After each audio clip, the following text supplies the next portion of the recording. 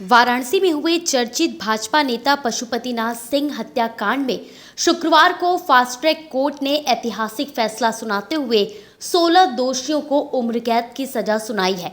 विशेष न्यायाधीश भ्रष्टाचार निवारण अधिनियम की अदालत ने अप्रैल 2023 में ही इन आरोपियों के खिलाफ आरोप तय कर दिए थे। अदालत के इस फैसले के बाद पीड़ित परिवार ने संतोष जताया, लेकिन नेता के बेटे रुद्रेश सिंह ने कहा कि यह सजा नाकाफी है, पापा के कातिलों को फांसी की सजा दी जाए। वहीं कोर्ट ने जैसे ही आरोपियों को सजा सुनाई, वैसे ही कोर्ट के बाहर उनके परिजन फूट फूट के रोने लगे।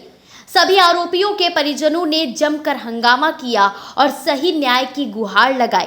वहीं मामले की गंभीरता को देखते हुए पुलिस ने मोर्चा संभाला। फैसले के बाद भाजपा नेता के बेटे रुद्रेश सिंह का कहना रहा कि मेरे पिता की पीट पीट कर हत्या कर दी गई।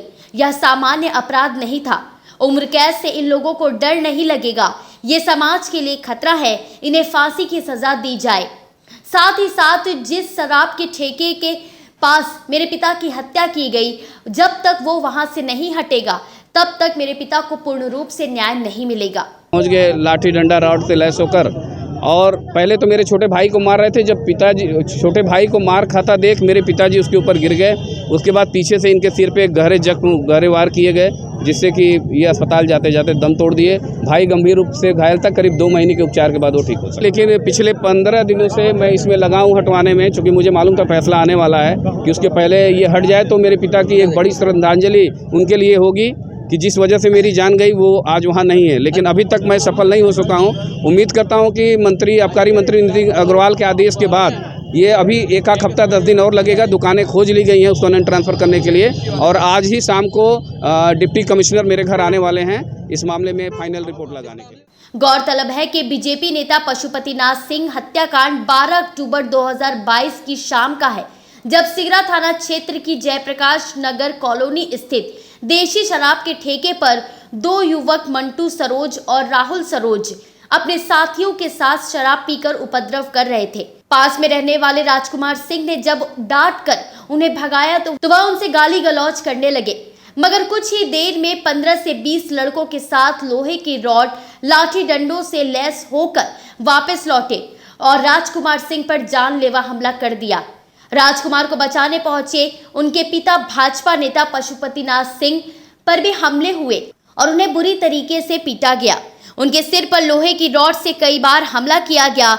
बुरी तरह से घायल अवस्था में उन्हें बेचू ट्रामा सेंटर ले जाया गया, जहां डॉक्टरों ने उन्हें मृत घोषित कर दिया। हमले के तुरंत बाद पीड़ित पक्ष ने सिगरा थाने में 17 आरोपियों के खिलाफ मुकदमा दर्ज कराया। केस की गंभीरता को देखते हुए एसटीएफ की वाराणसी यूनिट को जांच सौंपी गई। साथ ही 2 दरोगा और कुल 9 पुलिसकर्मी लापरवाही के आरोप में इस मामले में निलंबित भी कर दिए गए। पुलिस और एसटीएफ ने मिलकर 18 अभियुक्तों के खिलाफ चार्जशीट दाखिल की, जिसमें 2 नाबालिग निकले। उनकी सुनवाई अब किशोर न्यायालय में जारी है। बाकी 16 दोषियों को अदालत ने शुक्रवार को दोषी ठहराते हुए आजीवन कारावास की सजा सुनाई है। भाजपा नेता थे पशुपतिनाथ सिंह, उनके संबंध में उनकी हत्या हुई थी दिनांक 12/10/2022 को सिगरा स्थित में, और 13/10/22 को उनका FIR दर्ज हुआ था। उसमें उनके लड़के राजकुमार सिंह इंजर्ड भी हुए थे। मुकदमा 302, 307, 147, 149 का कायम हुआ था, और उसमें दौरान विवेचना 18 लोगों के खिलाफ चार्जशीट लगाई गई थी। 18 में 2 लोग जुमनाइल हो गए थे, और विशाल गुप्ता और पवन सरोज जुमनाइल बाल अपचारी घोषित हुए थे। इनकी फाइल पत्रावली चली गई जुमनाइल, और 16 लोगों के खिलाफ माननीय न्यायालय में चार्जशीट दाखिल हुआ। क्या आरोप तय हुए थे?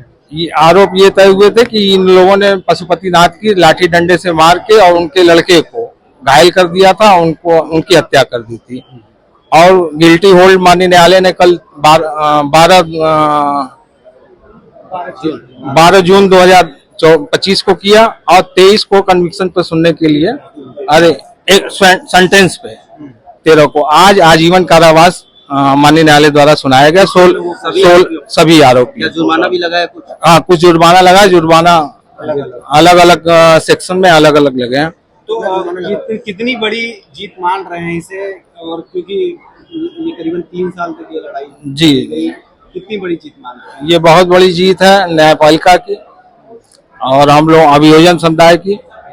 इसमें हम लोग इस निर्णय से संतुष्ट हैं पूर्णतः।